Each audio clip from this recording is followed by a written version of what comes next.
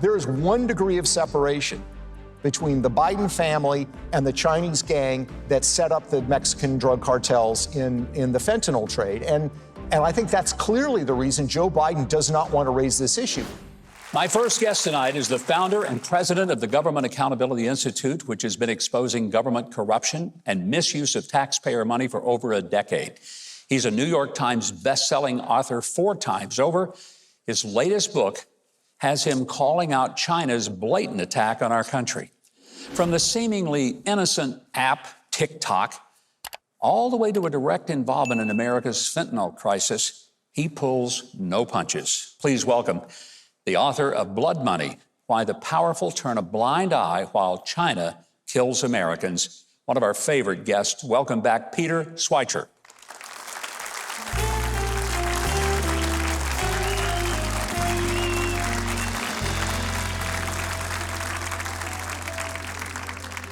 Peter, it's great to have you back. Every time you come out with a book, I say we got to have Peter on because you've discovered things that no one else is been able to get to. And in this book, you talk about that China is not just sort of tinkering around the edges with the United States. Yeah. It's a full-scale assault on our country and its people. Yeah. Give us some what exactly are they doing? Well, the way I look at it is, and the way China looks at it, they are at war with the United States already. They call it disintegration warfare, and it's designed to fragment or disintegrate American society. And if you look at what's been going on the last 5 years, the social disruption, the violence, some of these social movements like the trans movement that have emerged, I'm not saying China created them, but China has enhanced them and fanned the flames.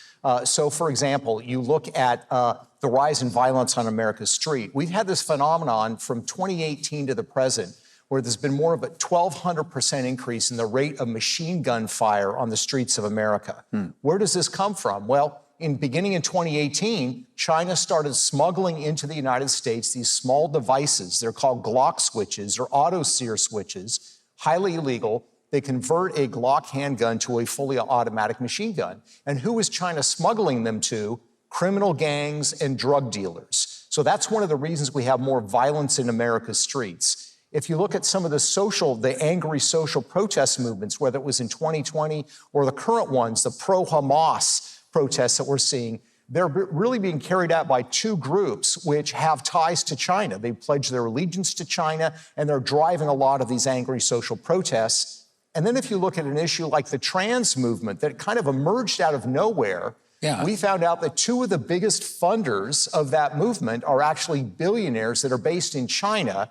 And by the way, Governor, they don't advocate for those positions in China itself. They're only pushing that agenda in America. And I think it's because they know and recognize it's a divisive issue that can really tear us apart. You know, Peter, in light of what you've just outlined and discovered in your research, I'm having to wonder, why is the federal government breaking down the doors of American citizens, as I just discussed, instead of going after some of these bad actors from China who are trying to destroy the very fabric of the United States and its people? America's on fire. These things are happening. China's holding an empty can of gasoline, and our leaders are watching it happen. And the reason is at least some of them are compromised. They have financial entanglements with China, which preclude them from dealing with this because it would be deeply embarrassing and cost them a lot of money. And Peter, you know, I'm listening to you and I'm thinking, but every time I turn on the mainstream media, they tell me that it's Russia.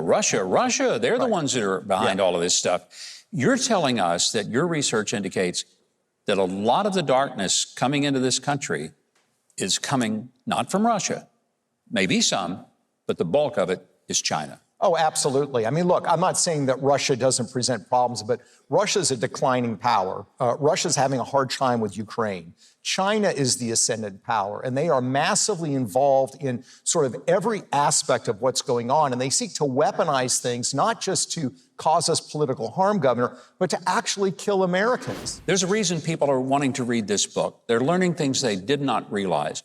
You mentioned just before the break the fentanyl issue. And most people don't realize, they think, well, it's coming across the southern border. But that's not where it came from.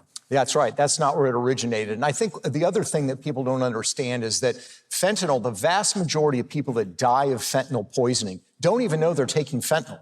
It's a college student who's taking an Adderall because he's trying to study for a test, and I certainly don't endorse that, but this is a poisoning, a killing. And what people need to understand is every link of the chain is controlled by China. The precursor chemicals that make up fentanyl come from China. 90% of them arrive at the port of Manzanillo in Mexico. Who controls the international terminal in Manzanillo, Mexico? Not an American company, not a Mexican company, a Chinese company.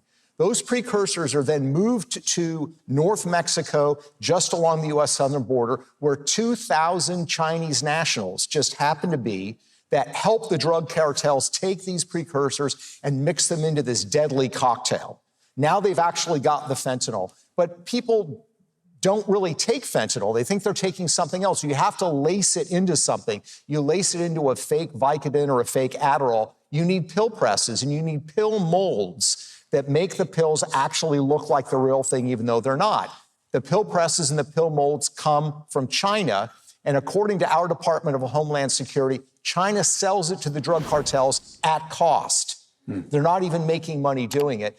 Now that they've got the pills, Governor, they need to distribute them in the United States. They need secure communications. What do the drug cartels use? They use Chinese apps and they use Chinese encryption devices because they know that China will not share the communications of the drug cartels with American law enforcement. And then the final key to the puzzle is the money laundering. Every drug cartel needs to launder money.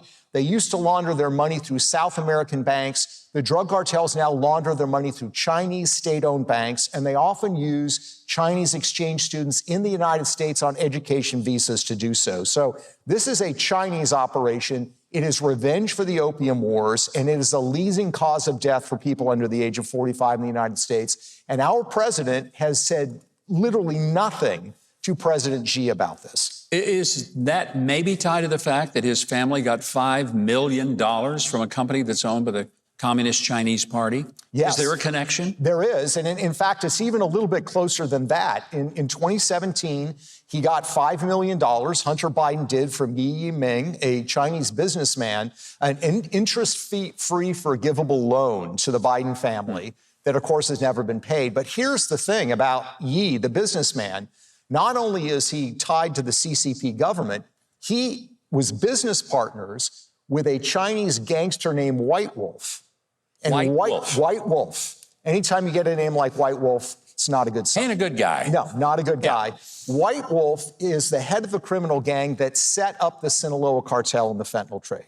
So what I'm telling you is there is 1 degree of separation between the Biden family and the Chinese gang that set up the Mexican drug cartels in the fentanyl trade. And I think that's clearly the reason Joe Biden does not want to raise this issue. Why else would you not raise the fact that 100,000 Americans, that every year we're losing more people that died from Vietnam and every combat death since then, we're losing every year, and he never raises it with President Xi. We've only got about 30 seconds left, but I cannot end without at least asking for a brief understanding of why it is important that the country push back on the use of the TikTok app. TikTok, I quote extensively in the book from Chinese propagandists. They say it's the ultimate Trojan horse. They describe in detail how they use TikTok to manipulate young people in the West emotionally. So while we're debating in Washington, D.C., are they, aren't they? They've already made the decision. And ByteDance, the company that controls TikTok, is not just a Chinese company. It is fused to the hip to the Chinese government.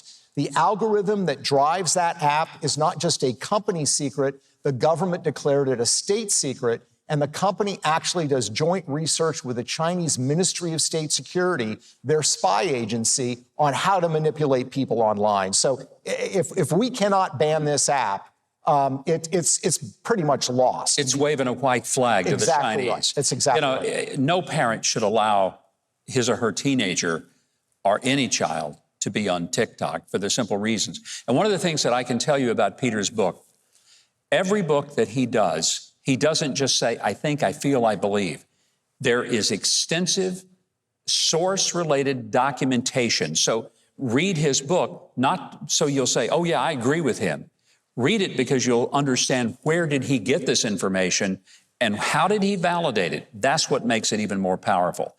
To order your own copy of Blood Money, Why the Powerful Turn a Blind Eye While China Kills Americans, as well as to keep up with what the Government Accountability Institute is doing to help keep the rest of this country honest, all you got to do is visit Huckabee.tv. If you haven't subscribed to the channel yet, I hope you will now.